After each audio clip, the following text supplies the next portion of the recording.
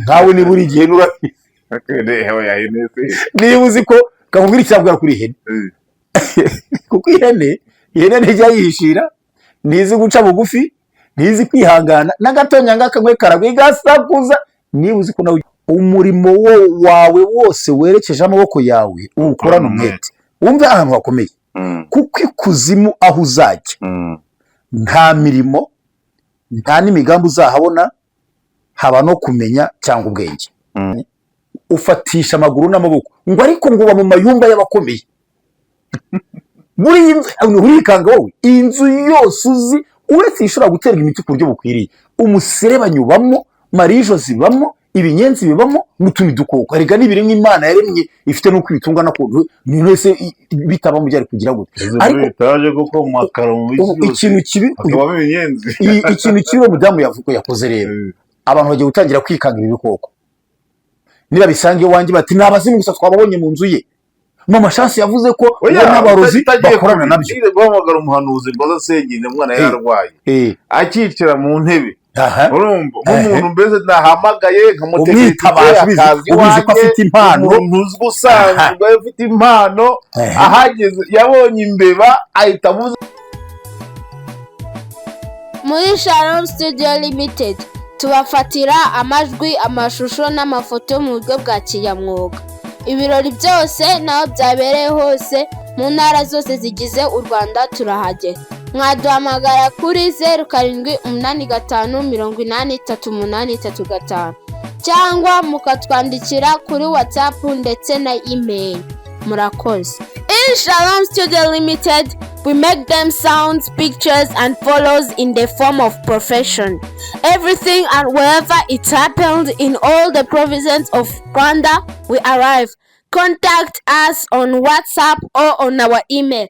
Thanks. Bakunze ba Shalom TV 195 tubashoje mu izina rya Yesu Kristo twifurije amahoro y'Imana isumba byose. Kuba dukurikira n'abadukunda mwese turavuze ngo nimugubwa neza mu mwami. Ngiye muri kumva Theoneste Ntirenganya ayo niyo mazina yanjye. Ngo nimugubwe neza mwami. Mugubwe neza mu mwami. Bivuze ngo mugubwe neza mwami mu ntiyumvikanye. Oya bagubwe neza mu mwami. Yes. Uri zirazize TV. Mutangiye kuvuga tarahabwa ijambo. Kandi ni umutumirwa baravuga tarahabwa ijambo. Umutumirwa mwiza arakosora urugero karagucitse. Nyamara ahubwo nshimira ko ntumye bamenye ibyo wari uvuze. Uko mu nti yari yumvikanye. Umutumirwa cyangwa se nawe uje gutumiraho amazina yita yose ndayemera ariko warwa mu washyitsi warwa mu masango kiraho ushaka ntago ndaburana inshuti yanyu yakadasohoka nawe yitwa Kwizera Valence ziraziritse ratontoma ariko ikangisho ry'umwanzi ni nk'intari ziritse ziratontoma ariko ziraziritse akora umuntu ntabwo ari kuririmbira abantu niko ntabwo tutabitangiye twaririmba ahubwo byaje turabaririmbira kabisa abantu bankunda ntibanyandikire komanteri ntabwo nemba nemera ko bankunda yagize kuvuga tubiganira kwa Zirazirite turabikurikirana wowe barakwandikira kuri Shalom TV kuri WhatsApp ngiye rwose ari ukumpamagara ntabampamagara komanteri hari ikiganiro dukora nkabana nka komanteri ebyiri katwe nk'icyanyuma tuziruka gukora ndene hari nk'izi banyandikira kubona n'umuntu umwe aho abantu badukunda se kurukundo pendo si maneno pendo ni vitendo ego rero inshuti zo mwibanga nizo nziza buri zo mwibanga zitabimbwira izina binyereke zitondo rebe imana kwe umesha utagira bazabimbwire oya uzaje kwirimbi cyangwa se hano bapfushije niwe uzamenya inshuti ikiganiro cyane duri gukora ukabona haruzuye kubera iki abatarazi nabo yarazi n'abamwumvaga bose bagashika buriya ni inshuti ikiganiro cyane nko nta komanteri nimwe nandikiye ikiganiro cyane baduheruka habe nimwe nta like ntaki twe nimba utabasharinga icyanyuma duheruka basharinga ndabikora gupostinga si bwabigira ngo si ikintu gikomeye ntacyo ariko yawe posting ibintu byinshi ntabwo bagira ku kiganiro posting ibintu byinshi, ujye postinga bikeya posting ibyo ukora, posting ibyo uvuga, posting aho wagiye, posting uzi ko ari byo ubona ko ari bwo kugira postinga byinshi bikabacanganyikisha. postinga duke uhereye nzajya nshyiraho link z'ibiganiro byanjye gusa. ibi ni postinga nanjye ntabwo njya mbireba nkubita ngasanga porongo ko hari abantu bambwira ko babikunda nkahita mbireka nkahita nkupa hari abambwira ko babikunda ngo iyo nta postinze ntibafashwa rwose. shiraho bike ahubwo guhera ejo nzajya postinga invitation y'ubukwe bwanjye na link z'ibiganiro byanjye gusa. rero shiraho bikeya. turabaramukije rero badukurikiye mwese, Imana nk'umugisha ni ko n'aya macano yombi Shalom TV 295 hanyuma na Ziraziritse TV, mudukurikire, mudukorere subscribe, mudukorere, mutwandikire comment, mukoreshe yamubyoherereza abandi, mukorere like, arya muna hari agakumwe kameze gutya, mudufashe mutuzamure channel zacu. Imana ibamugisha kabisa. Comment mukoreshe ya rwose pe, mujye muna comment muzishire kabisa kugira ngo Ziraziritse TV yishimire rwose. mbone bambwira bati turagukunda, turagukurikiye, mumvugishe mumbwire ko muzanahira n'ubukwe. Reka tuvuge ngo dukurikiye bari mu ntara y'amajyepfo, Burasirazuba, Amajyaruguru ndetse na hehe gusa uburengerazuba wahavuze hashyira n'umujyi wa Kigali. Rero n'umujyi wa Kigali ari nawo twicayemo, n'intera gatatu ari wo dutuyemo, ari udukoreramo, n'intera gatandatu ya diaspora. Diaspora ni ukuvuga iki? Afurika yose, Amajyepfo y'Afurika, Amajyaruguru, Central Africa, Iburasirazuba, Iburengerazuba, Burayi. Turabatayeje bavandimwe dukunda muri kure, muri mu Majyaruguru y'isi, muri Aziya, muri Amerika, USA. Pastor Kabanda Jean de Dieu ndagutayeje. Gatarina bitwaye iki? Komera ndakora mu Valerie rwose uzamvugishe Valerie. Sinzi uko wabigenje ku nimero yawe, ariko ndakuramukije Nyagasani Yezu abane nawe n'abandi mwese mudukunda. Yasoni tutabura gutashya, nta kigo na kimwe tutakuvugamo, ariko Yasoni wumva umerewe gute? Kandi Yasoni ntabwo watubwiye igihugu cy'Urukiga, abyihora aceceka. Igihugu cy'Urukiga n'amazi yo ku Rusumo muri Bibiliya y'Igiheburayo bivuga ngo iki? Ntabwo uratubwira. Komeza muvandimwe Theo. Imana y'umugisha. Ndumva rero uwo ni Ziraziritse TV, uwo ni Kwizera Valesi, umuhanzi w'icyamamare. Kumva kera icyamamare ni Yesu, njye ntabwo ndi icyamamare, iryo zina ndarihakanye. Icyamamare ni Yesu. Ariko aravuze ngo ari umuhanzi ugiye gupfa, aho si wowe? Gupfa kwanjye ntabwo byaturuka ku ijwi ry'uriye. Umuhanuzi ntabwo umuhanuzi. Utazamukuza ukamushyira hadakwiye kuba, ntabwo ari umuhanuzi. Ngo hari umuhanuzi ugiye gupfa, kandi kabiri ngo hari n'umuhanzi ngo w'icyamamare. Hari umuhanzi, hari n'umuhanuzi muri uyu mwaka. Ubwo ruba bameze muri uku kwezi Valesi agiye gupfa, muri uku kwa 9 turimo, kwa 10. kandi ubu mfuye ko kubavuga ngo yari yabivuze, ko niba ufite ubwoba niko bahita bavuga. uri kundo ko nafite ubwoba. Reka nkubwire, hari ibyari bigomba kuntera ubwoba. uretse amashasi biri gukina gusa. Ni inshuti yawe mbese muranaziranye? Urukundo rwanyu se urarukata, urarugira ute? ngo ni umuzimu, nicyo kibazo. ngo nawe uriwe na muri inshuti. Baravuga ngo nyereka uwo mugendana, nkwereka uwo uriwe. Niba uri inshuti n'umuzimu mugendana, nawe uri umuzimu. Iyo ugendana n'umujura, nawe uri umuzimu. Oya buriya nawe wariwe, ahubwo nawe uriwe.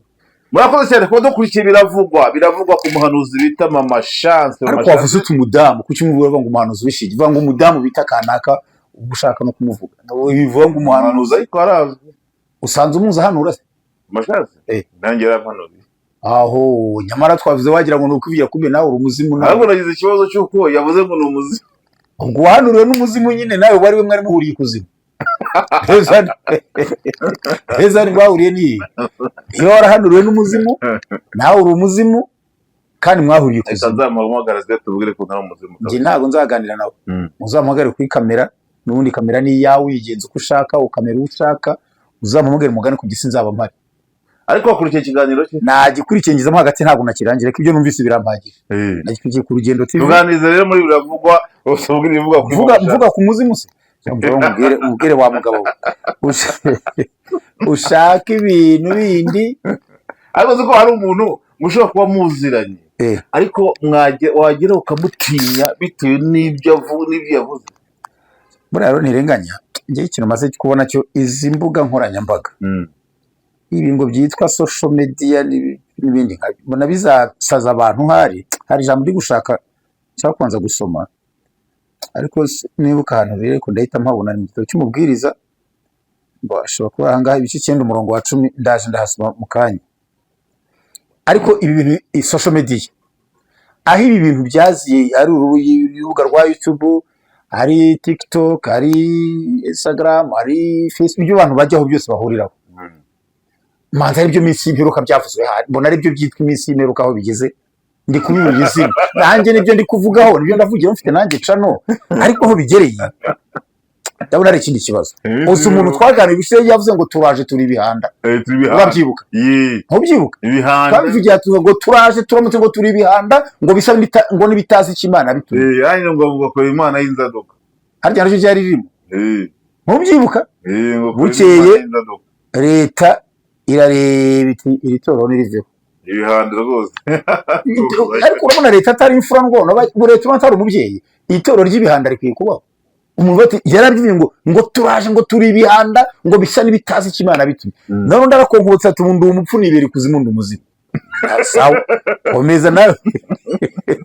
rero izi mbuga rero umuvandimwe kandi bavuze ko ngo yavukanye n'umurozi w'ikuzimu nabyumvise ngo ari muri Marie Jose we yaje imipusi ngo ihagaze ku idirishya aho nyumvira ko kumuvandimwe reka tuyafitse kugira aho wenda turabigisha turavuga twamaze gusoma ijambo ry'Imana ariko ndisasire mvuga ariko ngo abantu bari bari kumukiro cya ngo yari yambaye ngoga Oraje avuga ko ngo nango yatari umurambo ngo kuva muri moroge ngo kugeza ibyo yakwambara byose ibyo ndaje turabiganiraho gatoya sinshaka no kwitenda mu mwanya ariko reka wadashe maze mvuga ibi ngibi rero ndaje kandi tuvura ari abadukurikira ari twe tuvuga abantu ufite amacano mwese niyo namwe mwatangiye no guhembwa na YouTube nibura mu mwabonye n'amafaranga kandi namunye ku macano menshi nibura mu mwabonye n'amafaranga ariko se mubwire ko izi mbuga zizasaza abantu. ugiye kuba nka Pastor ko ndavuga ngo kuva Kacyiru ngo ajya ngo gutabara ngo arwa esansi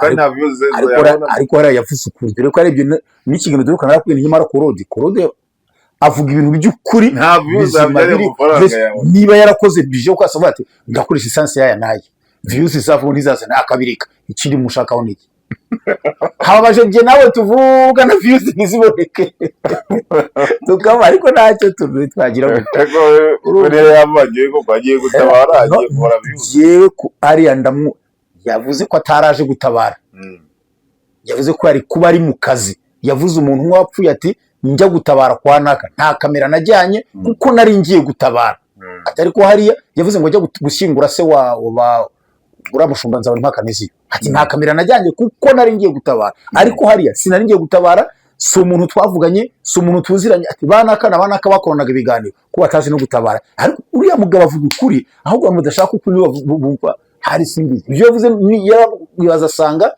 yabagiye gusora amafaranga atari bwinjire kandi ariko ari mu kazi ari umucuruzi kiri mushakaho ni tumwihorere nge nari ngivuga ngo abantu bitondere izi mbuga manza hari imbaraga zishoreye natwe turiho tutazi ariko tuvuga byose namaze gusoma n'iri jambo ntago nzavuga byinshi ntarasoma ijambo ry'Imana ndi umwigisha nawe uri umwigisha kandi ijambo ry'Imana ryo rituyobora ryo tugenderaho ko nari maze kubona hahise hagiye mu kabyara mwahise hajya he kandi nari maze kuhabona ijambo rivuga ngo iki ndaje ndirebe kabisa hajyanye ngo iki ngo aho uzajya nta mirimo uzahabona haba no kumenya cyangwa ubwenge. Umurimo imubwiriza ibice 9 umurongo wa 10 ubutega amatwi umubwiriza ibice 9 umurongo wa 10 haravuga ngo umurimo wawe wose werekeje amaboko yawe uwukorana umwete wumve ahantu hakomeye kuko ikuzimu aho uzajya nta mirimo nta n'imigambi uzahabona haba no kumenya cyangwa ubwenge.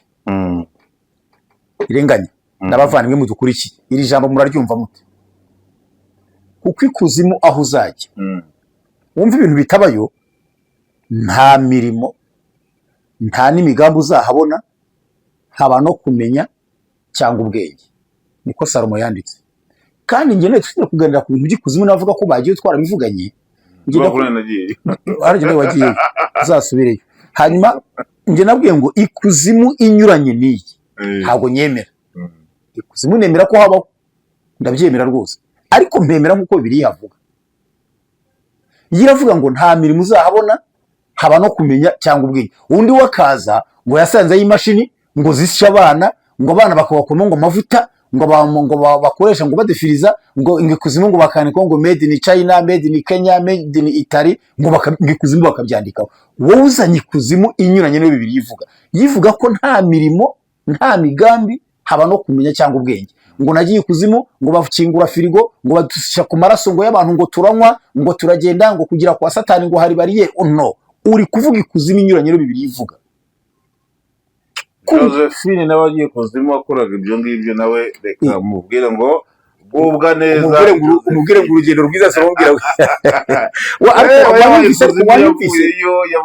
oya ntaho yabaye, nta naho yavuye. No, ibyo sinshobora kubyemera. Reka nzabuze muze nawe. Ntabwo ngishaka guhura no mu bantu bavuye ikuzimu n'ababayo n'abagira gute. Icyo kuruza kuko mbizi neza ko bababeshya, ahubwo nisubiyeho na mama Shansi uzamuzana nabo bose uzabazana, mbabazi ibibazo uhari, babura ibyo basubiza, basange ikuzimu nyizi kubarenza, bo baragiye nge ntaragiyeyo, babura ibyo basubiza. Urebe ikuzimu, wageze ikuzimu mara y'ameza nawe uraza ugaruka mu bantu guteze, uvuga ikuzimu uzi cyangwa uyu ngo mama Shansi yibera ikuzimu, ni umuzimu, yaranze ngo ndi umukobwa wa Yesu. Ibintu bishoboka wowe?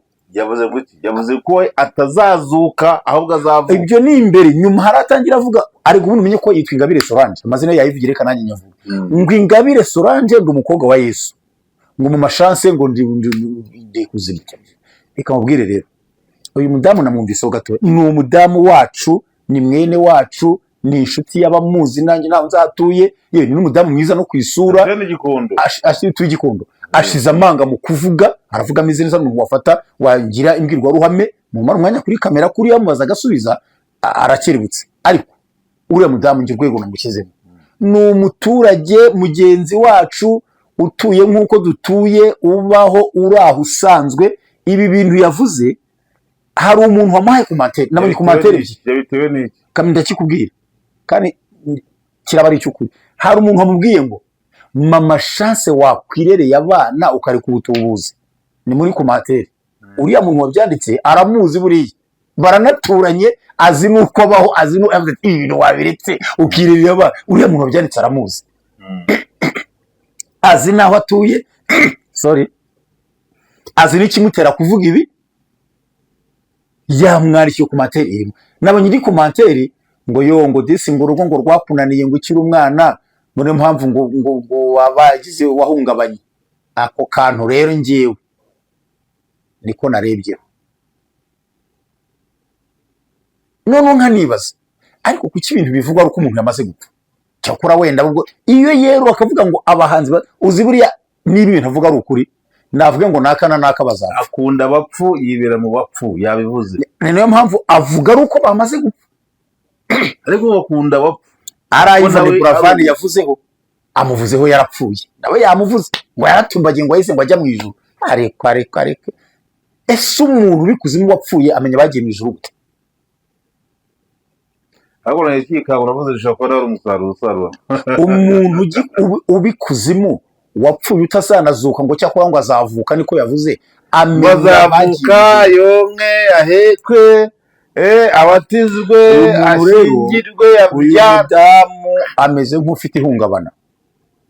Uyu muntu waretse ngo urugo rwaramunaniye, niba rwaramunaniye koko murantunga simuzi, niba koko urugo rwaramunaniye akiri mutoya cyangwa n'abazuzu. Ariko ibi bintu avuga ni ibintu yatekereje, abivugiraho, nta kuzima ajyamo, nta niyazi, nta Marie Jose baganira, nta binyenzi bavugana, nta pusi yamuvugishije. Ni ibintu yatekereje ku mpamvu ze utamenya, arabiga. Icyabikubwira ubu haramutse hagize inzego zimujyana, ariko sindivanga inzego zimujyana, sinzikoresha, ndikwigarara mwene data Theonese. Hagize inzego zimujyana, wakubukunda avuga ati nimumbabare rwose, ni ibintu nivugiraga ubinkubwiye niko yabiri ureko wize kuvuga ko ngo yamuye nibyo nari ngiye kukwibutsa uri kuvuze ntiyahindishije ngo nanyweye amaraso ya Theogene ngo urupfu rwe ngo nari impare ariko n'ubu aracyafunzwe hari oya yarafunguye urabizi neza urabizi neza yarafunguye rwose Theo arafunguye nitewose nawe azongere yarafunguye uzongere umwumve avuga ibisa na biriya niyo mbese uzongere ahubwo se warabona ku mbuga nkoranyambaga ariko ko nizeye kumubona ko kuri rimwe gusa avuga nyine rwose ko yabeshyaga ariko mbere abivuga ibiganiro yarahitinze bamacano hari bamushyiraho ninjye nawe tutamushyizeho baravuga bamushyiraho yarabinjirije mbona uriya twakoze ikiganiro atarajya muri biriya ariko abyinjiyemo bitamukata kibamukubise twingo ati rwose nashaka kumenyekana ni hiti nishakiraga nimungirira imbabazi gusa ari umuhanuzi avuga ubutumwa neza de hibaze ubu niwe wirangije rero uyu mumama ubu bamujyanye bati tubwira ukuntu uganira n'ipusi iza ziza sange tuzaze tuzirebe muvugana ziza ryari wapfuye ryari washyinguye nande ubahe ukora n'ikuzimu gute ariko cyantangaje ngo hari n'abantu bahura nabo ngo nabo b'abasatanike ngo bakaganira tekereza nawe abo biriya reka nkubwire giye nkurikira umuntu ibintu yivugiye ubwabyo uzi ikigeranyo ntabwo wakwiye ngo ubashe kubyumva ibintu avuga ubwabyo bikurikiye ufashe bibiliya ibintu avuga ni nk'uko wafata amata ukayavanga n'umutobe n'igikoma n'ubushera n'urwagwa n'ikigage ukabivanga none se umuntu arivugira ngo abikuze ese umuzimu ararira ntabwo tumamagare tumubaze umuzimu ararira cyangwa se wagiye kuzimu usanga yagiye ese wowe musubiza ukurikije inyura ni gute umuzimu ngo avuga yiyita umukobwa wa Yesu none aravanga amavuga ngo n'ubutumwa bw'Imana agaragaza ko ari gukorera Imana agaragaza ko ari ubuhanuzi ni ibintu no kubivuga ahubwo biradutwara umwanya ubusa gusa hari naho yivuyenga Imana ngo musabye ngo gutamba abana be hari ako kwana kavuga baraho yimanye ngo yego nawe yatamba ngo ari Imana ibimusabye hari avuga ko yavuga ngo Satani ngo akankubitisha ibi n'ibi noneho ikikwereka ko ari ibintu yatekereje ni ahantu avuga ngo wa wundi bavugana mu ipusi ngo hari ngo bambwiye ngo bazajya baza kumutegera muri za komantere wumvise ngo niko abarozi bavuze ngo bazajya bamutegera muri za ngo bamukijya muri za komantere nuko yarazi ko abantu baramwandikira za komantere bamutuka bamuvuga nabi bikoba uwe ntari kubyita ngo ko ari abantu babyandika aravuga ko ari abarozi baza kumutegera muri komantere ariko umurozi avuye ikuzimu aje mu ipusi avugana amashanse ngo ipusi ngo ihagaze mu idirishya n'ibiki si byo ngibyo ngo kandi biriya bintu ahubwo wakwiye no kubigendamo gake birimo n'ibintu bishobora gutera ubwoba no gutera imidugaro muri rubanda nk'uko harimo ibintu bishobora kugira icyaha kuko nuvuga ngo abarozi bajya baza muri Marie Jose bakamuvugisha iyi nzu nta Marie Jose zibamo kugira ngo uzane itarimo Marie Jose muri uyu mujyi ni amazu ahora ateramo imiti kandi buriya bavuga ko buriya bukoko buriya bufite n'umumaro n'imiseranya n'iki burya hari udukoko burya mu nzu burya za insecte zindi zatera n'abantu ingorane buri miseranya ntabwo ari mibi na za Marie Jose zirya ubundi bukoko bwo mu nzu ushobora gutera n'abantu indwara ikintu kibi kirimo ibyo bita gutera imidugo muri rubanda hari abantu ushobora kugira ubwoba bwo kuba mu nzu zirimo Marie Jose bayibona batuzirimo amashanse hari n'abatamva batwikoko ziri kutuvugisha ibi bikoko biti binyenzi udafite imiti utera muri mari bibamo sagaridoro bibamo hano sibamo abadafite uburyo butera imiti ariko natangaye nize kujya mu nzu y'abakire inzu muri etage bigiramo ndibaza inzu z'abakire ziramo inyenzi uzi ukuntu biri ivuga Salomo yavuze ngo muri bya bintu ngo bitatu cyangwa bindengaho harimo ngo umuserebanye ufatisha amaguru n'amaboko ngo ariko ngo uba mu mayumba y'abakomeye muri urikanga wowe inzu yose uzi uretse ishobora guterwa imiti ku buryo bukwiriye umuserebanye ubamo Marie Jose ibamo ibinyenzi bibamo n'utundi dukoko arega n'ibiri nk'Imana yaremye ifite n'uko ibitunga nakuntu ni wese bitaba mu byari kugira gute ariko etaje kuko makaro mu ikintu kibi ikintu kibi mudamu yakoze rero abantu bagiye gutangira kwikanga ibi bikoko niba bisangiye wanjye bati nabazimu gusa twababonye mu nzu ye mama Chance yavuze ko we n'abarozi bakorana nabyo. Nire guhamagara umuhanuzi ngo azasengine umwana yararwaye akicira mu ntebe urumva nk'umuntu mbese nahamagaye nkamutegeka ubizi ko afite impano, umuntu usanzwe afite impano, ahageze yabonye imbeba ahita avuze nduru dayimoni ati uyu ni umurozi, ati ahubwo nagiye yagiye atanasenze kubera ko ariko ibintu byakubayeho abonye imbeba, ahubwo si inzira irimo ibiryo ibura imbeba, ugaza azaba hese ahubwo naho abakozi hari imbeba ni ibibazo atanasenze ngahibaza none se si cyo waramazaniye gusenga umva. kandi ikindi kibazo wamuzaniye gusenga kubera ikibazo gihari, ahubwo yari amaze kukibona kuko abisabona abadayimoni ko atirukanye abo ahise ataha, kandi bo bari gutera umwana indwara. Katuvuge ko iyo yari bafite ari wo gutera umwana indwara ari nacyo bamuhamagariye, none ntasenze mbabirukane. Iri jambo uvuga ngo abarozi abadayimoni ngo bakora ngo muri za Marie Jose ngo n'ibikoko n'ibinyenzi n'iki, iri jambo ririmo gutera imidugararo muri rubanda. Ntabwo mvuga kubwiye ibyo, ubu hari nk'umuntu ushobora kujya mu rugo rw'umuntu, abantu bakomeye muri iki gihugu mu nzego z'umutekano wenda yakwinjira ko n'ikindi ati mama Chance n'abadayimoni no kwa fande hano barahari najya kwa pastori ku mushumba abona Marie Jose ati dore babazi mama Chance yavuze ati kwa mushumba barahari. Utu udukoko twaremwe n'Imana tugomba kubaho, kandi umva ryashambura kubwiye ukuntu handitse ngo n'umuserebanya ufatisha amaboko yawo ariko uba no ku nyumba z'abami. Narivuze nabi, ni mu bintu ngo bingahe bimurengaho yavuze ngo hariho ibintu bine biba ku isi bitoya ariko bifite ubwenge bukabije. Umusamo yavuze hariho ibintu Migani ibice 30:24 hariho ibintu bine biba ku isi bitoya ariko bifite ubwenge. Uvuga ngo ibimonyo ni ubwoko budakomeye ariko byibikira ibyo kurya muki. Impereryi ni ubwoko butagira imbaraga ariko ziyubakira amazu mu bitare. Inzigi ntizigira umwami ariko zitera zigabanyijemo imitwe. Agakoko ka kane ngo n'umuserebanya ufatisha amaboko yawo ariko uba no ku nyumba z'abami. Marie Jose yabonyemo umuserebanya n'umuryango umwe na Marie Jose. Iyo bavuze buriya ibimonyo ni umuryango imiswa, intozi, ubuzikira, iki ni umuryango, hari bigize umuryango. Marie Jose ni umuryango n'imiserebanya n'ibyo biti bihangara, ibyugu, etc. Ibintu biri mu muryango buriya ni bimwe. Hari no bita inigwa habiri, bita ibiguruka, bita ibyanyama, bita ibinyenzi biri mu muryango. Uko komera ko nk'ibinyenzi kire kunyeyo ya miti batera ibintu bishushanijeho. Ubu biri mu muryango w'ibinyenzi uko umuntu atazi amazina yabyo, ariko iko amazina ibyo bikoko babihari.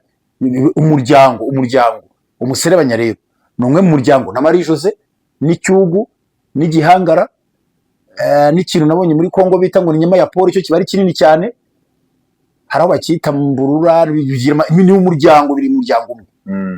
Ibi byose rero icyo mvugiye ibi nuko ashobora kugiramo ibyo bita gutera imidugararo muri rubanda.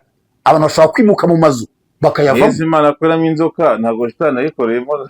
None se ushaka ko inzoka nta kindi zimaze ku isi? Niba shitani yazikoreyemo urashaka ko nta cyiza zimaze? Nsubiza se utesa ko inzoka nta kintu cyiza. Hari inzoka zivamo imiti, hari inzoka zivamo inkingo buri ubumara bwazo. Hari abazungu babufata bakabuvana, bafata inzoka zikiri nzima bakavanamo ubumara bakabubika bakabusuzuma bagashaka imicyavamo. Uzi imikanda rivamo mu y'inzoka wowe inahenda. Hore inzoka sitana yikoreyemo, ariko hari iki ni nkavuye ngo Yesu ngo ayisa dayimoni mu ngurube. Nta ikintu cyose kireberwa muri kote negative. Hari ikintu ufite ibyo inzoka nibyo, ariko hari icyo zimaze. Katurekera mama Chance tuzamugarukaho. Ntabwo nyuzwe ndumva none se ko umuvaho nzamuzana kuri kamera. Icyo nakubwiye rero ibi bintu avuga nabyo ubwabyo nagatogo bye nakubwiye. Ntabwo wava ngo uvuye kuzimu ngo Imana yagutumye ngo n'ubutumwa.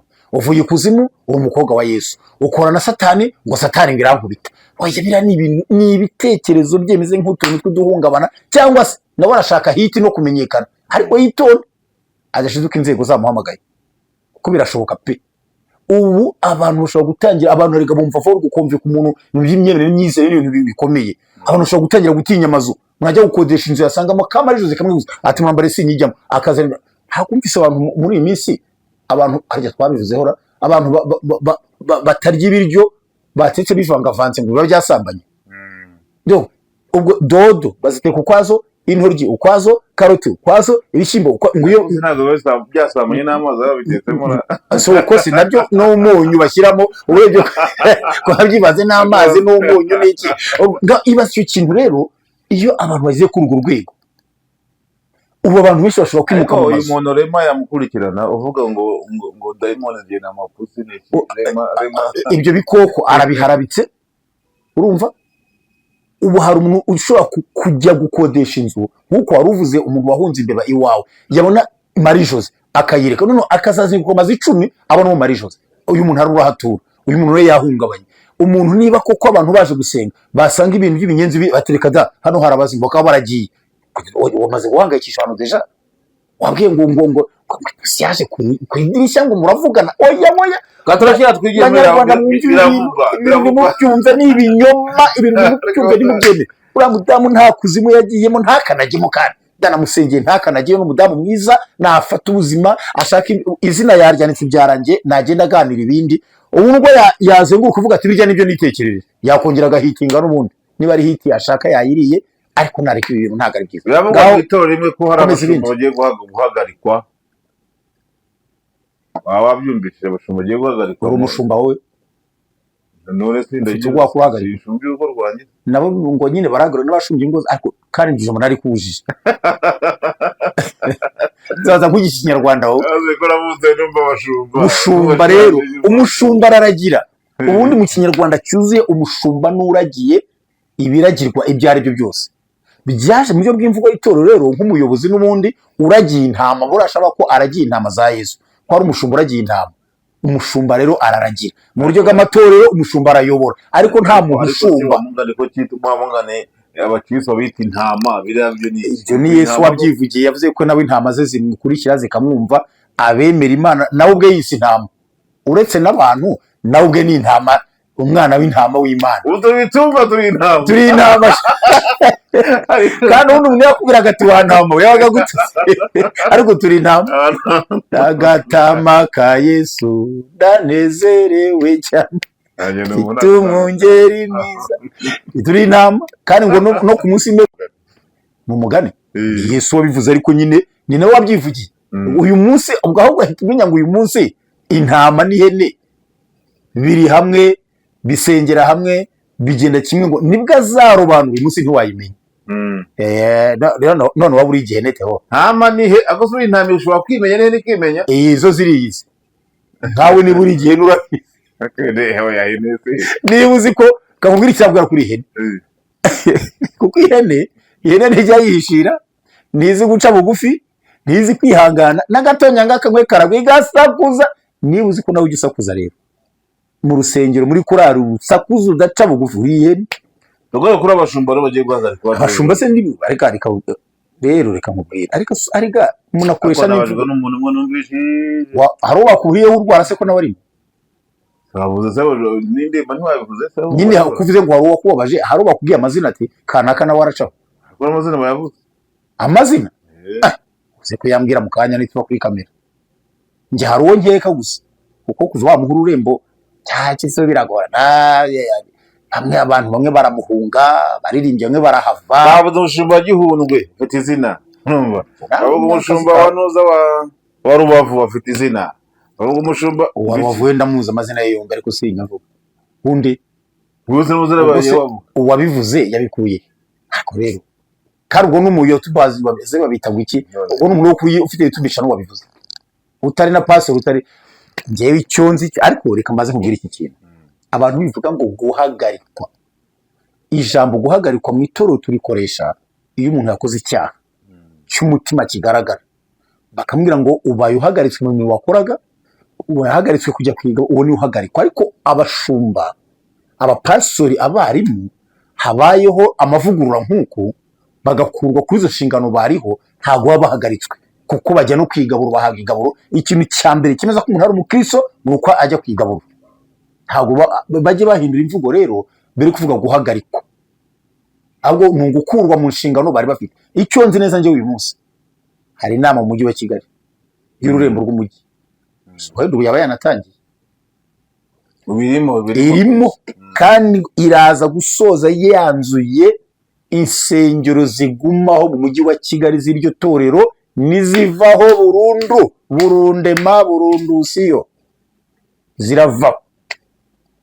Biri gukekwa ko n'amaparuwasi aragabanyuka. Birakekwa ko n'indembo, ni amakuru umuntu atahita asinyira ko ariyo, ariko birakekwa ko n'indembo zirava kuri izi 9 zigasubira kuri 5. Ubwo nizibe 5 rero abashumba 4 barahabwa indi mirimo. Nje navuga ngo barahagarikwa, barahabwa indi mirimo, bahabwa yisumbuye ko bari bafite, bahabwa iyo hasi yayo bakomere. Nicyo mbabwiye. Uyu munsi rero inama ubu ngubu irimo. Hanyuma kuwa kabiri andi makuru ufite, iyo nama izabe, kuko ni komite yo hejuru iragenda ikoresha izo nama, ejo izahuza ururembo rwa Ngoma n'urwa Nyagatare, izahurira Rwamagana mu Rwikubo. Izo ndembo zibwirwa insengero zigumaho niziva, ubwo ni ururavaho n'abaruyobora nisi barayobora. Ariko nanjye numva rizavaho. Ise wowe ugendera ku cyumva hari izavaho bigendera. Impamvu bigenderaho, reba imyaka zimaze zifunze, urumva? Zifunze. Niyo kondisiyo bategeye ko zafungurwa. Kubizafungurwa nyine. Narese nicyo wagenderaho. Bameze kamwe bavuga bati abatanira hangaha ni abakristo baho. Wowe icyifuzo cyawe se wumva ari ukubaje. Nagira ngo avuga uti Imana idufashije zose zafungurwa zikaguma zigakora. Nizigeze zidafungurwa zafungurwa. Ariko turasenga ngo zifungurwe. None se amasengesho ntabwo agera mu ijuru. Agera mu ijuru. Oya, ahubwo nibavuge ngo aba bakristo niba ku rusengero nibasanzwe basengeraho babyanzure. Wowe uri guhuza n'ibihe uko biri, ariko twabakristo mu itorero n'abari abayobozi icyo bifuzaga nuko zafungurwa zose. Kwa umuntu wize gusengesha n'ashizwe. Uwo yari yabuze ibyo avuga. Uwo yari yabuze ibyo avuga. Ubundi se yaramubonaga aramuzi aho yarari, aramutse akijwaza aho yasengera. Uwo yavugaga ibyo aza aho Satani ari, aza kwabaho, azi ibyo akora. Yasengera abantu. Hanyuma rero inama ejo izaba, ubwo mu bindi bice ntabwo nzi. Buri ntara irimo indembe bigira harira, ariko undi ni 9 aharimo nyinshi ni hehe. Mu burasirazuba harimo n'urwa Nyagatare n'urwa Ngoma, si izo gusa. Umujyi wa Kigali ni ururembo rumwe. Amajyaruguru harimo n'urwa Gicumbi n'urwa Muhoza, sibyo? Yego. Intara amajyepfo irimo urwa Nyabisindu n'izihe nyibutsa. Nyamagabe ni ururembo. Niyo wazigenzemo kero hakwawe nta yewe byumva ngo ubwo rero byumvikana ko uko byagenda kose ayo makuru naramuka bayimamo abashumba 4 b'indembo bazakurwa muri uwo mwanya.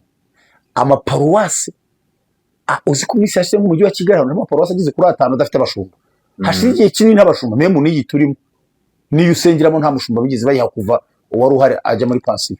Hari undi bashyizeho nibi rero bagira ngo iki gihe kizagere bagaragaje paruwase zirasigara niziravaho. Bigaragara ntabwo ishobora no gusigara ahubwo bakayiha umushumba uyoboye iravaho, uyoboye paruwasi iravaho akaza akayobora igihari. Ari impamvu batashyizeho ahantu amaparuwasi 5 mu mujyi. Sinahita nyibuka yose agize kuri 5 adafite abashumba. Bivuga ngo ni kiri mu byatumye batabashyiraho. Ubwo rero uko byagenda kose ahubwo si bundi ubu aho uzi ko nabo bashyizeho vuba hari abaravaho nta n'amezi 2 bayobora. Aho kuva gashya urumva ngo aba bashizeho vuba ngo hari uwanze yari kubwiriza ngo arangije ntiyaza gusenga ntiyaza kubwiriza bamuhamagara ko yagiye mu kazi. Wibuke ko mu mfite 3 badahembwa. Ariko hari abagiyeho vuba batarayamara bahamagaye uwo bahagaritse aho ngaho nyamara bavaye basishingano bango ngiye ngo ntago nuri bisavuga ngo ntahamagara uje bisabwa ntago kwigisha. ariko undi yarabwiye ati nagiye mu kazi impari ntacyo ayo makuru buriya yageze aho agomba kugera, ahubwo njyewe aroherutse kuntangaza nanone, ariko ko nakaranda disipurine wenda ntabwo mbitindaho cyane, kuko mperutse guhura n'umushumba bashyizeho vuba muri aba bize nyine, mubize kwani turabivuga uko biri nyine mubize. Yari yambaye ukuntu kandi yarize, aracyari agasore, afite imyaka nka 20 siko 30 yari yayishyitse, aracyari agasore, yambaye agashati twadupano tuducupa hasi y'abantu bize nyine tuducupa, ntabwo ari utwantu bize turiye, yambaye ukuntu abantu bose niwe mushumba bahaye kuyibora hariya. Bamenya ko bahamugeye iwacu umushumba mukuru bakoresha n'amahugurwa rwose, n'abahari mu bajyane mu mahugurwa mu babwire biyumvemo ubushumba, biyumvemo itorero, biyumvemo kuyobora, biyumvemo umwuka wera, biyumvemo disipline y'itorero, abantu muri bumve ko batari kwambara udupantaro bambaraga. Nyakuba mushumba rwose mubaganirize, wenda hari abadukurikirisha no bakaba bababwira ko abantu bavuze, mubaganirize abantu muri gushyiraho barize bafite lisanse, ariko mubaganirize hasi hari ibyo barimo kwangiza. Muri make rero icyo ni kuvaho ngo harabaravo, ahubwo ikibazo ndikibaza no muri abo bashyashya harabaravo. None se nibasanga urusengero, kuko n'isengero zifunze bazihaye abayobozi, n'isengero zifunze bazihaye abayobozi, vuga ngo haruravaho nta nameze ngaho ayoboye cyane, ariko uziko n'uwo wagiye kwikorera akazi kura nimwe wasanga ari mukuri, wasanga ari amakuru ahubwo we ahubwo ari no mukuru. Ese nayo yarabonaga akeneye amafaranga, kandi ubu bamuye kuyobora ntacyo bari kumumarira, afite umuryango bari kwicwa n'inzara. Hizi ni siku za mwisho kabisa. Tugareke umusozo rero tuganiriye kuri ibyo bintu ko ari bibiri, ku bashumba nyine ubwo ntago barahagarikwa, ahubwo barahindurirwa inshingano. Ndembe 9 nibasige 5 nkuko kera zigeze kubaho, baryo bashumba b'indembo 5 4 barahabwa izindi nshingano, nta kindi. Iminsi mikigomba kumera ikintu cyose kigiye cyacu, niko Salomo yanditse, igihe kigasimburwa n'ikindi gihe kikagira umwanya wacyo nuko gikorwa, nta kundi byose no kubyakira tukabifata gutyo, tugasenga Imana igakomeza kubana natwe. Ndyashambo twavuze ngo ni muri ibyo byose bibaye muzubura amaso muzararabe murebe mu ijuru. Iki ni igihe cyo kureba mu ijuru bakristo, n'iryo jambo nsoreje babwira, iki ni igihe cyo kureba mu ijuru. Cyo nitwaganiye tuvuga twasomye havuga ngo kuko ubugome buzagwira, urukundo rw'benshi ruzakonja. Uyu munsi twaganiye dusomye havuga ngo ikuzima aho uzajya nta mirimo uzahabona, haba n'imigambi nta no kumenya cyangwa ubwenge. Ababwira bose ko bavuye ikuzimu, usanga mu masamesi 6 ikuzimu, nge muzampa bavuye mu ijuru rero nganira nabo, abavuga ko bagiye ikuzimu azagana n'abanyakuzimu nabo nshaka, ariko bamwe nzaganira nabo kuko mbizi ko ntaho bagiye, nta kuzimu bagiye ngo bagaruke, nta yibaho, bagende n'amaguru yabo cyangwa batege bimwe n'ibitekerezo by'abantu n'impamvu zabo bwite no gushaka kumenyekana nkuko kose, ahubwo muze duhanga amaso mu ijuru, twuburira amaso mu ijuru, niko ijambo ritubwira. Murakoze, reka dusenga Imana. Mana data twese mu ijuru, turagushye kubana natumanywa n'ijuru, niwe utumye bucya, niwe utuma dutambuka, niwe utuma tureba, niwe utuma twumva. Abantu bose bifuza kubaho, abatabayeho niko wabishatse, si twebwe abantu twabishatse. Ababayeho rero turagushimye, kandi ko kuri Imana y'abazima, ntabwo uri Imana y'abatariho. Dufashe iminsi niruka nk'iyigoye, abumva ibyo byose ari byo tuvuze n'ibyo bandi bavuga, mwukorera abashunguremo ibizima ari byo bafata, byabagira mu byo bakuza bikabashyitsa kugakiza. Udushoze kunywa amata y'umwuka ariko adafunguye, kuko ari ngo yadukuza rwose katuza ku rugero rukwiriye. Urakoze umugisha kuri iki kiganiro, kandi ndabasengera cyumva afite ibibazo, abarwaye, abahangayitse, abashomeri, badafite aho kuba, Mana abo bose bafite indwara zananiranye, babuze ubita, babuze bavugira, baryama bugaki bari maso, abarize amarira ajya mu nda, bacunirwa ingona aho bitangiriye itama, ubasanga bageze kuri Mana. Abo bose ndasenze neze ko batabaye, kandi ubikore kubesha murengezi mu izina rya Yesu Kristo umwami wacu, amen.